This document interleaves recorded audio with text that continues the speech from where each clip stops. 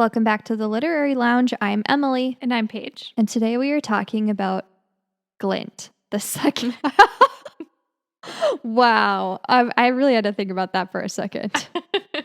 We're talking about the second book in the Plated Prisoner series by Raven Kennedy, Glint. Okay. I don't blame you because all the names are so similar. Well, they all start with a G and they all have to do with gold. Yeah. Which is on brand with the series, but oh my God. I was trying so hard. I was like, Glint, Glint, Glint, Glint, in my head. Yeah. Anyway, second book. So, on theme with today's episode, we are drinking the Gilded Margarita, minus tequila. Pages does not. It's like a lemon raspberry margarita. Yeah. And the rim has a golden sugar. Yep. You can see. And then we YouTube. used the drink, the edible glitter to make it golden shimmery. Yeah. Yeah. It's pretty. It's a very premium experience we're having today on this podcast. We'll have a picture of it on social media, but you can't really see the gold in it, but it's very shimmery in person. Yeah, it's really cute. Very cute drink. Yeah, so we'll put the recipe up on our Instagram if you're curious. So today's question of the week is, if your house was on fire, aside from family members and pets, so David and the pups got out safely, what's the one thing that you would rescue from your house? Considering that I'm going to the Eras tour this weekend. God. 2 nights in a row. Yeah. I'm so excited. I'd have to grab my tickets. Oh my God. Well, you or do my have Eras tour outfit. Well, you do have front row. So that's cha-ching in itself. Yeah, that's probably the most expensive thing I've Oh my Those gosh. tickets combined. Well, that'll Fuck be David's fun. ticket. I'll grab mine. Yeah, just yours. Just one. You can only grab one thing, one ticket. Mine. Yeah. Yeah. What about you? I had to think long and hard about this question because there isn't really anything that I can think of that couldn't be replaced. Assuming I have my wedding ring on my hand, that's the one thing that has sentimental value to it. So I'd say the next thing would be my wedding dress because everything else can be replaced. You can get a new TV, even my Kindle. That would hurt a little bit, but I could get a new Kindle. But my wedding dress, I can't necessarily replace that because I could get the same dress, but it wasn't the one that I wore. Yeah, it's different. So it's that I think would probably be the hardest thing to part with. Mm-hmm. I don't know. I mean, maybe it's not that big of a deal, but I just feel that's not something you're going to get back. No, I think that's right? a good one. Yeah. Yeah, I like that. Yeah. Anyway, fingers crossed that never happens to either of us. But. Yeah, seriously. Especially not before the Eras tour. Yeah. I can grab something You'd else. be upset, yeah. Yeah. Alrighty, well, should we get into this book? Let's do it.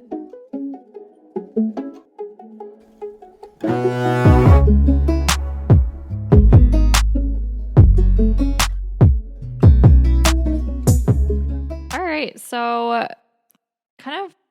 the story kind of just leaves off where Guild. Here we go. Yeah. Where Guild ended, which Yeah. I really liked that. They didn't do any recaps that were annoying. Geez, I already read this. I don't need to read it again. Some authors, there was the Knock 'em Out series. Things never got over. They did that. Drove me nuts. But it picks up right where Guild leaves off. And so Ouren is traveling with the Fourth Kingdom's army. If we remember, she got kidnapped. Well, not kidnapped. She got bought back by the Fourth Kingdom's army from the pirates. And she's just traveling with them. They're kind of headed towards the Fifth Kingdom, which is where King Midas is. Yeah. He took over the Fifth Kingdom since, if you guys remember, King Falk was murdered by King Midas's, I don't know, guards or whatever. It was in his castle, but yeah. Yeah, so he's taken over there, and then the Fourth Kingdom is going to basically confront them. Yep. Yeah, so Ouren is kind of shocked with the time that she's spending with the Fourth Kingdom because she thought she was going to be a prisoner there. And it's like kind of turning out that she's not, like, she's kind of still like has free reign to like the camp. Like they don't like lock her up or anything. Like she's kind of like able to just like go wherever she wants. And which is really surprising to her. But one thing that was weird is like, so she's able to go wherever she wants, but like the other people that they captured from the Sixth Kingdom, like they're kind of like imprisoned. Yeah, like all the saddles are stuck in one tent. Yeah, but they're not like treated poorly. Like they're safe. They're not getting like raped. They're probably just bored more than anything, honestly. Yeah, exactly. Yeah. So yeah, so Ouren's like a little surprised by this. One thing that is like funny kind of and like a little weird is that she has to share a tent with Commander Rip. Yeah. So he's like the commander of the 4th Army. Yeah. And they do this like so he can keep an eye on her. Do you like think that's like the real reason why they're sharing a tent? Ooh, well, yeah, that's like what he tells her, that he can like keep an eye on her. I think that it is to keep an eye on her, and as we learn, she has like more abilities than what we were initially led to believe, like in the first book. And I think that he knows about it. I mean, obviously, like she kind of exposed like herself a little bit at the end of the first book, like with the ribbons, like when she caught herself like falling. And so I think he's not worried about her like sneaking off or like, I don't know, being devious. I think he actually like thinks that she's pretty powerful. And so he's just kind of like, I maybe not like keep an eye on you like you're trouble, but just like, I want to figure you out. Yeah. He doesn't know about the gold yet though. Right. Yeah. But he knows, I mean, he can sense that she's like Fae or has like a lot more power than what meets the eye. Yeah, for sure. Do you agree with that? Yeah. I think you summed it up perfectly. Yeah. You can tell like he definitely has like interest in her.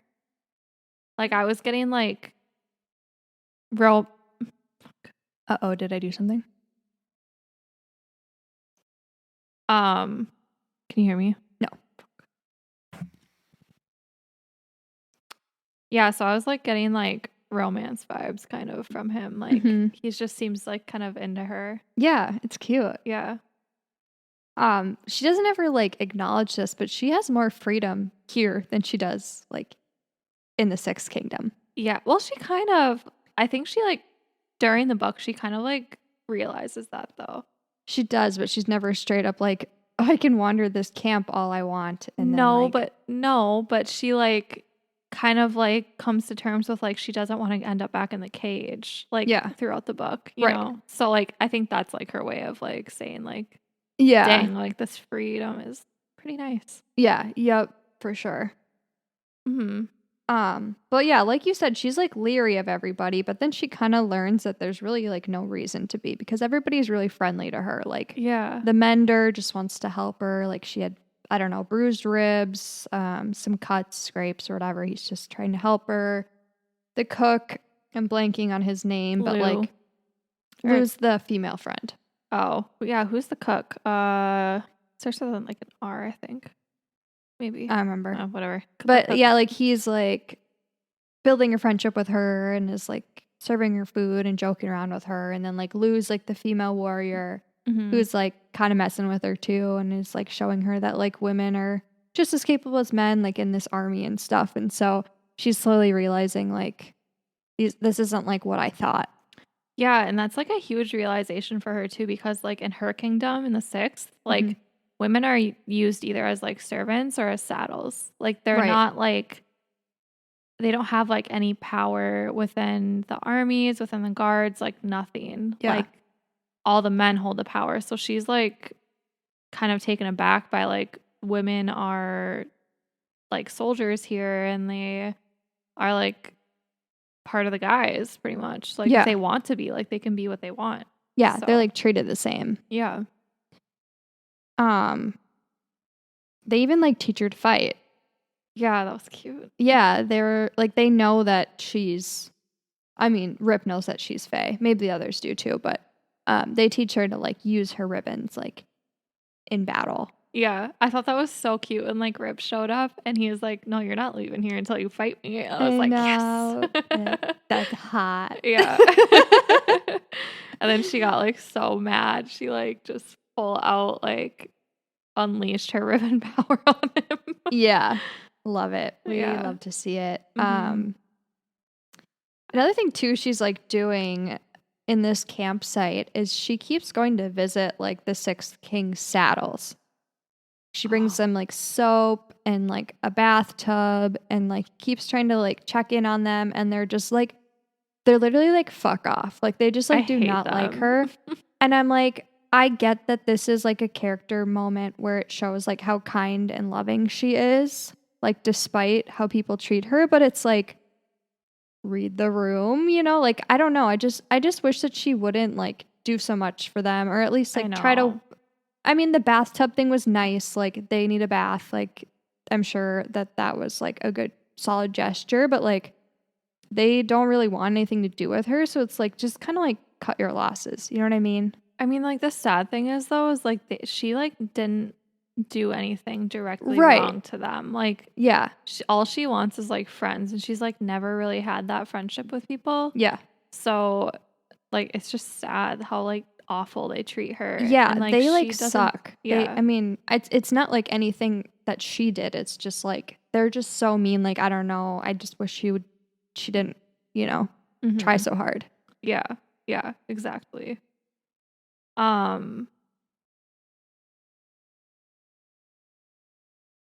So like, as like Ouren is staying with his camp and like spending more time with Rip and his like wrath group, yeah, and everything, little foursome. Yeah, it's like the inner circle from like the ACOTAR. Yeah, so cute. But she's kind of like struggling like where her true feelings lie. Like she is so stupidly like loyal to King Midas, even though she's like like this is the part that like made me the most mad at this book, is like she knows what he's doing wrong and she still is so loyal to him. Like she doesn't want to accept the fact that like literally everything is right in front of her, that he's awful to her. Yeah. And like, why would you want to go? Like, you have so much freedom here. Like, why would you want to go back to that cage? Yeah. I think she's just gone through so much in her life, and she's like skeptical at this moment that she's like doesn't know what or how to. She doesn't even like trust herself, like her feelings. And so she's just like, I'm getting like a brief glimpse of kindness from these people, but like King Midas is like all I've ever known. So like you really see like the struggle that she goes back and forth in her head, like where do my true feelings lie, like you said. So that's kind of interesting. Yeah. But like this whole time too, like in the beginning of the book, she's like sneaking around camp to find like messenger hawks. Yeah, the hawks. And she finally finds them, and she sends a message to King Midas saying that like they have her captured and that they're heading to the Fifth Kingdom, and is like giving him a warning. And so like she snuck out of there. She almost got caught, and she like snuck back in the tent. And this happened like so fast, and like Rip already knew that she like did that. Yeah, and he like tells her. Yeah. And like no one was like really mad at her for that. Like, why do you think that? Like, why do you think no one was like mad at Ouren for like sending that message behind their back? Yeah, like two reasons. So one, like we learn later in the book that it was like intercepted. Like the message never went out. So like that's part of it where they're like, there's no reason to worry about that happening. Yeah. But the question that I have like in my head is like, it's still like the principle of the thing. Like she still like went behind their backs and like tried. And so like it's pretty incredible that like nobody's mad at her. And I think it's because they understand like how she still feels ties to King Midas, even though maybe they weren't there to witness like all their history together and everything. But I think they understand like how loyalty works. Yeah, and they know they kind of know that like that's like all she knows of life. But also like going back to like how they intercept the message, he also mentions that like King Rot already like Midas already knows. Yeah. Like King Rot already sent him a message. So like even if it did bragging. go through, it wouldn't matter. Like he already knew about it. But yeah, like I agree with that. I think they just kind of like realize like, yeah, she has this loyalty to him. She's gonna do it anyway, you know? Yeah. So I think they know that she has good intentions. Like, again, she's just loyal. Yeah. But then like even crazier, like Rip kisses her.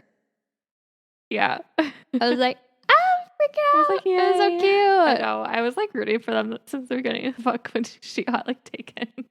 Okay, you dick. You know what I realized after our first episode where you were like, make predictions or whatever with the second book. And I was like, oh, she's going to get with like the King of Rot or whatever. And you're like, what'd you think of Rip? And I was reading it and I was like, I don't remember asking you that. Yeah, you did. Oh. I mean, it's not bad, but I was just like, you're dropping hints. I don't remember asking you that. Okay, but I feel like that's like not really giving it away because that's literally how the book ends is Rip getting like taking her. No, you're not. But I was just thinking about you in that episode. And you're like, just wait. Yeah. Like, oops. No, it was fine. I'm just joking. I didn't give it away for everyone. No, but I put 2 and 2 together. But yeah. Why do you think he kissed her? Because he loves her. I think like he wants her to see so badly that like the reality of everything. Like your life is so much better here. Like I think like that was like his final like in that moment. I think that was like his final like chance to try to get her to see like don't go back to him. Yeah. Like there's more out there for you. Yeah, which is me, you know, like as Rip. Like yeah, I think that's why. What about you? Well, I like that answer. What you just said. That's like so insightful. Yeah, I think like back to I guess what I said about the loyalty thing. I think like he saw that like her sneaking around was like an act of loyalty and he understood and he was just kind of like, I still like you and like everything you stand for. Yeah. So he's so cute to her. Like I literally love it. Gosh, yeah. like I love these two characters. Like she is such a kind person. And like he literally like you can tell like right from the beginning he only wants the best for her. And like she's so like worried that he's like using her to like find information and it's like he literally hasn't like done anything like that. Like he literally just wants to like build you up. Like that's it. Yeah. He just wants her to like realize her full potential. Yeah, exactly. Yeah. But anyways, so like she has to choose between the two. Like they show up to Fifth Kingdom and Rip's literally like, do you want to stay with us? Like I can make that happen. Like just say the words and like we'll protect you. But you can go back to like King Midas. It gives her the choice. And ultimately she picks King Midas. Like, were you surprised by that? No. Yeah, I wasn't either. Like it again, like this like really pissed me off throughout the book. I love the book, but like just the fact that she is so freaking loyal to him and it's like you're literally like you're coming to the realization like you're literally saying these words like he's not good for you, but you're still going back. Like I get like she had a rough childhood.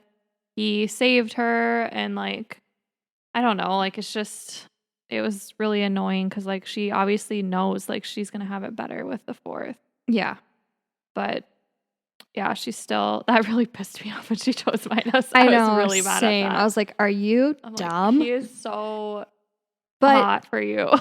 I know, but it's like again from like a story standpoint too. I was kind of like, oh, she's gonna pick Midas because like we have to have a conflict here. Like this is building towards something. I feel like they could have switched it with a conflict if she would have chose Rip though. Like a whole fucking war would have broke out.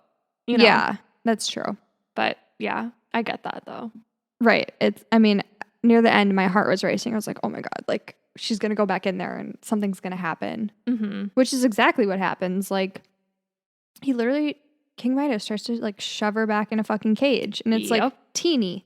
It's like in a room that has no windows, literally like a big closet. Yeah. And then he like tries to make better. He's like, I'm going to have this expanded for you. Like it's going to be just like it was in the Sixth Kingdom. Like it's going to be perfect. And then she's like, fuck now. Like, I'm not going back in there. But thank God she like stood up for herself. I know. I was like, at least like we've seen her like grow into something much stronger than like what she was before. Like the last time you saw her. Yeah. So like after he tries to put her in this cage, she like puts up the fight. She like rips the door off of the cage when he tries to like shove her. Like he like physically tried to shove her in there. She was refusing to go in.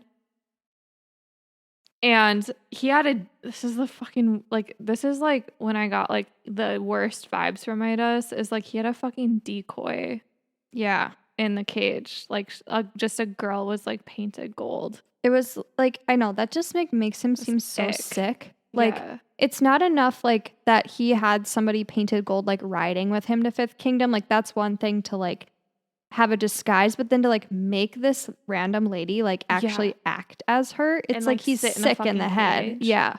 Yeah, exactly. Like he only cares about himself and like his image.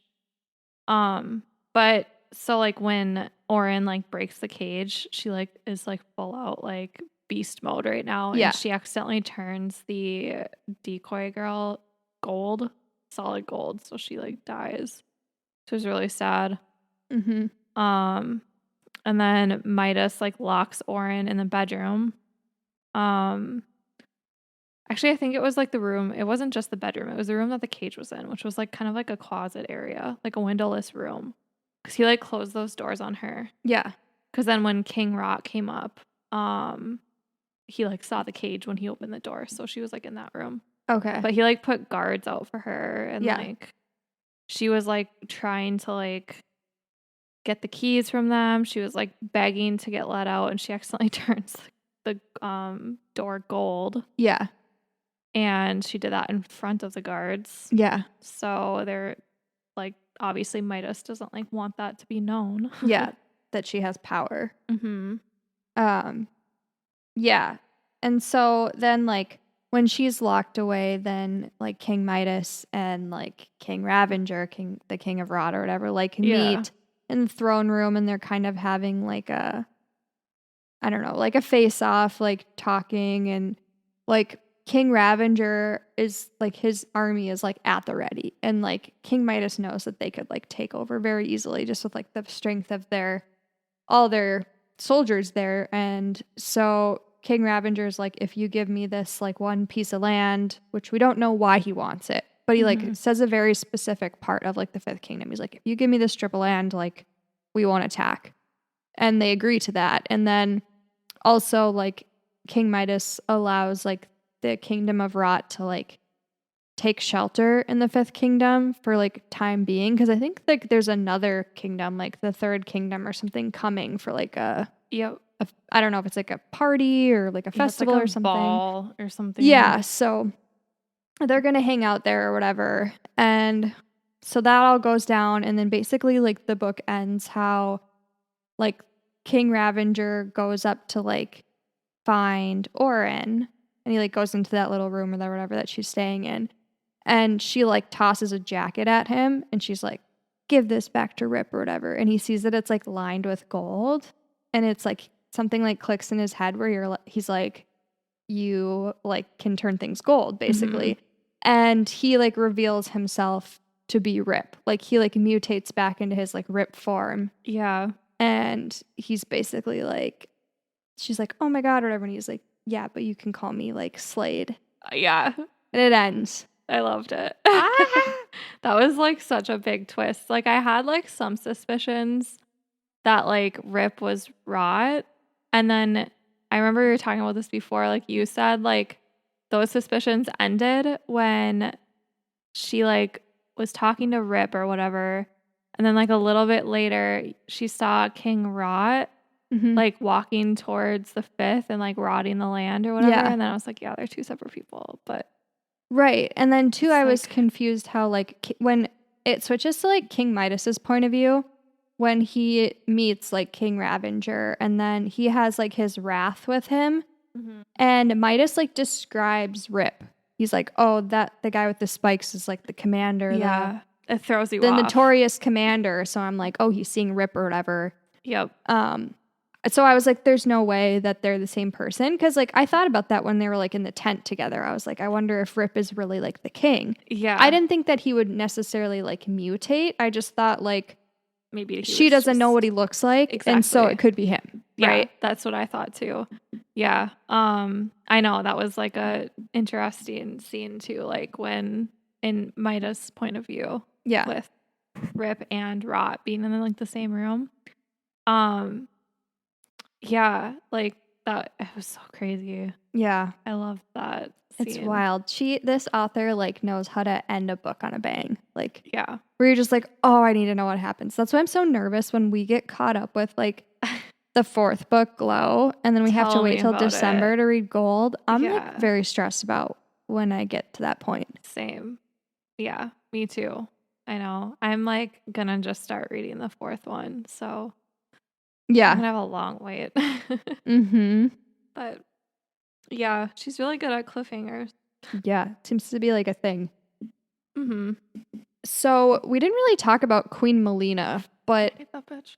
Yeah, but this book, like, actually goes into her perspective. Like, throughout the book, there's a few chapters on her, how she's, like, slowly trying to take back her kingdom. She's even, like, changing her outfits so she's no longer wearing gold. She's ordering everybody else to wear white or anything else but gold.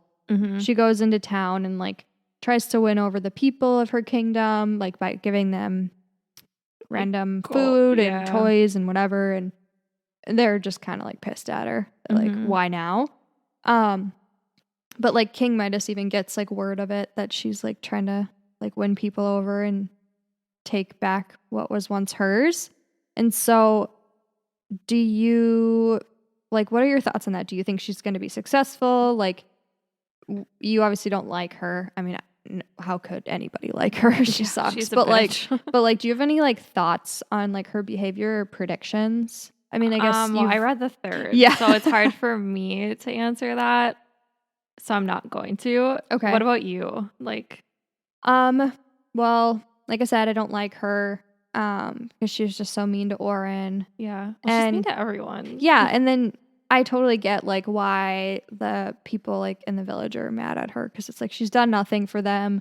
Even though it's been, like, her family's kingdom her whole life, she's never done anything. And she's just, like, kind of an asshole to everybody anyways. Yeah. When we first started getting her perspective, I, like, felt a little bad for her because, like, she pretty much got her entire, like, family history just, like, wiped out from under her because of Midas. So, like, in the beginning, I was, like, rooting for her when she, like, started, like, taking it back. Yeah. And then she's just such a bitch. I know. I was kind of like, oh, did we mistake her in the first book? Like, maybe she was just kind of being an asshole to Ouren because she's got to, like, freaking share her husband with her. Like, that can't be easy. But then, yeah, when she just started showing her true colors, I was like, yeah, no, not really rooting for her. Yeah, no. I know. Like, it was just like that one time I was like, felt bad for her. I'm like, oh, maybe this is going to be like a good, like, thing for her. She can, like, get her kingdom back. And yeah. But yeah.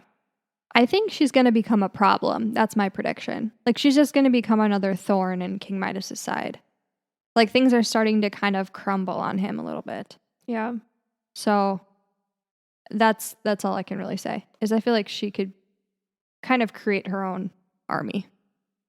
Okay.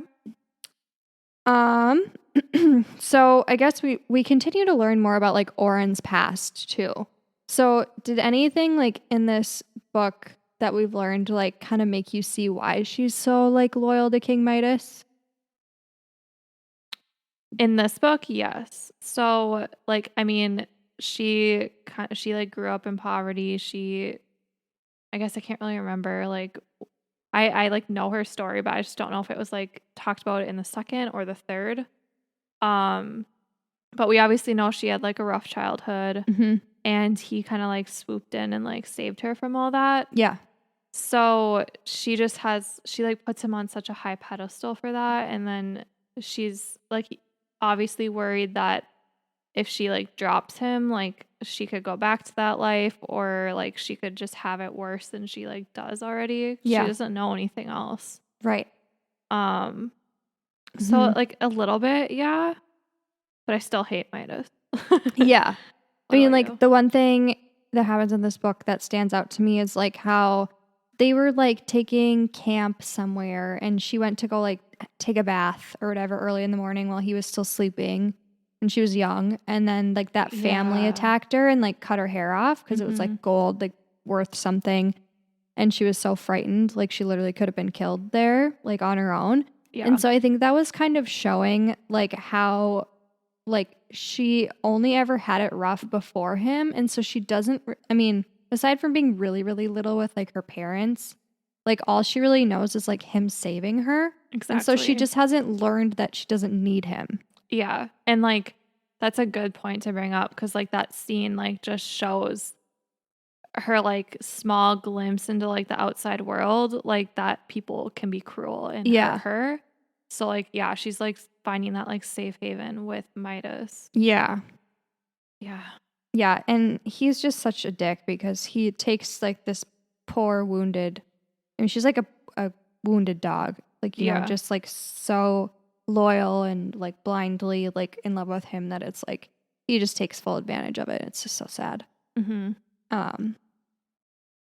Yeah, so I mean you've read ahead, but like after, I guess in this moment before you started the third one, like after learning about like Rip equals King Ravager, like did you think in the moment that she should trust him like moving forward, or were you like skeptical of him? No, I think that she should trust him just because like he's never given her a reason not to, except hiding that he's Rip or Rot. But get those mixed up. But no, like that's like the biggest secret he could tell. Like that obviously it's a secret because he had like that, we don't know what he is yet, but like for now we'll just call him like the fake Commander Rip. Yeah. When he was like talking with Midas. So like obviously no one knows that that they're the same person. So like he literally like exposed like his biggest secret that could be used against him to her. And again, like before that, he never gave her like a reason to not trust him. Yeah. Like literally all he's done is like good for her. Right. So yeah, I think she should trust him. Yeah, I agree. I mean, that's a pretty big secret to keep, but she's got plenty of her own secrets, right? So yeah, it's exactly. Like she was so mad at him for that too. Like it's just like you have your gold secret. I mean, he just found out about it, but yeah, like, you have secrets too. Yeah, I don't think that like him having hidden that changes like who he is. Exactly. It's a facade. Like, yeah, he changed the way he looks, but like I still believe that like who he showed her, like his personality and like his true nature was like what he really is. I don't think he faked any of that. So. Yeah, I agree. Yeah, I think he's a good person that we know of so far. He's a good fae. Yeah, he's a good guy. Do you have any predictions for Gleam in the rest of the series? Let's start with Gleam first. Okay, Gleam. So we're left off where they're like having a face-off where they're like, oh my god, you're King Ravager. I think moving forward in the next book, like she is gonna slowly like transition over to like back into the Fourth Kingdom. Like I think she's obviously realizing like how horrible like King Midas is to her, and I think she's going to like switch sides. And I think he's gonna, obviously he's into her, so like he's gonna like help her like kind of get out of that situation. And then as far as like the kingdoms go, like I think they're all gonna have this like party or ball or whatever, and like shit's gonna hit the fan where like I think it's gonna be like a huge thing. Like I don't know what's gonna go down, if it's gonna be like a fight or she's gonna make a big spectacle, but like something's gonna happen like at that party, I think. And I think that's gonna be really fun. Like I don't know, I like when they have like the like again Akatar's like winter solstice and stuff. There's always like something that like happened in those. Yeah, like during like the big celebrations. Yeah, that was the same thing with like Folk of the Air too. Like there was always something that happened like during like the meetings and stuff. Yeah. Yep. Yeah. So I think that's for Gleam, like that's gonna happen. And for like the series as a whole, I would predict that like she's gonna switch sides, like she's gonna be in love with like King Ravager, and she's going to reach her like full potential and just like kick ass. That's what I think. I agree with that for like the rest of the series. Yeah. Mm-hmm. That's just like what it's building up to. Mm-hmm. I have no doubt. Yeah. What would you rate this book? I'm going to give it a 5. Yeah, same. I just loved it. I don't know. No, and I'm it's a like good obsessed series. and I'm like, I mean, I'm having so much fun podcasting with you today, but I'm like, I need to get home and like read Gleam. Yeah. And you're like, I need to read Gold. Like Glow, right? Oh, Glow. Yeah. Here we go. Here we go again. Drink every time we get the book name wrong. Yeah, seriously. Yeah. I'm definitely starting it tonight. I say that literally every time we hang out. Yeah. Which has been a lot lately. And I like keep telling you I'm going to read it, and I still haven't started it, which is so shocking for me. Yeah. Well, last night you guys came over for a fish fry, and I was like, oh, I might read all of like Gleam or whatever, and then we can talk about that one too. And then I fell asleep like right away. This is the wine. Yeah, I'd say it's a 5. I literally love this series so far. So it's so good. Mm-hmm. Yeah. Have you read anything else like recently besides? I just finished Shoe Dog by Phil Knight. So he's the creator of Nike. Oh. So it's his memoir about how he starts big company Nike, right? Like we all know about Nike. I always just like assumed that it was like this big corporation that outsources child labor and like has their shoes made in big factories. He doesn't really get into that too much, so I still kind of like play devil's advocate a little bit about the factories and stuff, but I will say I was very surprised how he basically starts from like the ground up with the shoe company. Like in the 70s, he was literally selling shoes out of the back of his car. Like he just had, it started with like just an idea, and he like built it from the ground up. Yeah. And so like that was very interesting, and there was just like so many like obstacles he had to overcome. Like he didn't even like have a salary from it for like the first several years of like starting this business, because he just so badly wanted to keep it afloat that he was like paying the people that were working for him and like putting money back into the business that he like wasn't even making any money. Mm-hmm. So I guess there was just a lot of things that I learned about him that surprised me. There's still things that, again, I play devil's advocate for like some of the stuff where he always is like talking about how some people screwed him, but then I'm like, I wonder what their side of the story would be. Yeah. Right? There's always two sides to every story. Right. But it was very interesting. Like, I think I would give it like, I don't know, 3.5. I think like I would recommend it to people that like if you like memoirs and you like the company Nike, and just like there was a lot of history too that he brought in about like Steve Prefontaine was like a famous like runner, and he died like when he was 24, but he was like promoting Nike, and so he talks about like Steve Prefontaine and like his relationship with him, and then like the death of him and stuff, and like so there's like also a lot of like history in it too that's kind of interesting. Yeah. So anyway, if like that's something that interests you, like I do recommend it. So okay. Yeah.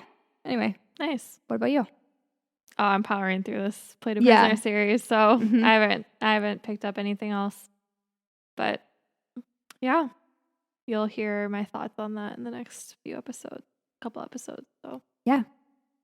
All right. Well, that is a wrap for this episode, and thank you for joining us. If you liked this episode, please give us a rating over on whatever podcast app you're listening on. We'd really appreciate it. Check us out on YouTube. Leave us comments on YouTube and chat with us. If you are liking the series, let us know. If you like this episode, please let us know. Check out our Instagram, TikTok. We'll post our drink recipes on there and everything. And next week we are doing a book talk episode on our favorite romantasy books. So again, I'm sure if you're listening to this episode, you probably love fantasy just like us. Mm-hmm. So come check that out next Wednesday. We upload every Wednesday. So yeah, that's pretty much it. Thanks for joining us today. Yeah. Thanks, guys. All right. Bye. Bye.